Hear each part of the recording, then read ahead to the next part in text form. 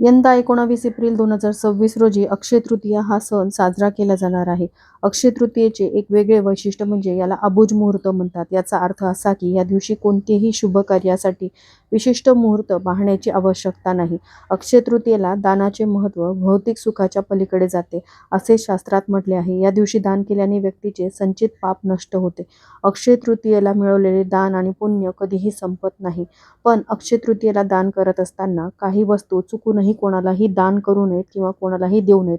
त्यातली सगळ्यात पहिली वस्तू म्हणजे आपल्या घरातील पैसे जे लक्ष्मी स्वरूप असतात ते कोणालाही उधार किंवा उसनवारीवर देऊ नयेत किंवा आपणही कोणाकडून कर्जाच्या स्वरूपात घेऊ नयेत. पण वस्तू खरेदी करत असाल तर अशा वेळेस पैशाची देवाणघेवाण ही चालते, कारण या दिवशी आपण काही ना काहीतरी खरेदी करत असतो. त्यानंतर पुढची वस्तू म्हणजे आपण वापरत असलेले मौल्यवान दागिने किंवा आपल्या साड्या कोणालाही द्यायच्या नाहीत. आणि तिसरी महत्त्वाची वस्तू म्हणजे आपल्या घरातील मीठ या दिवशी चुकूनही कोणालाही देऊ नये. धन्यवाद.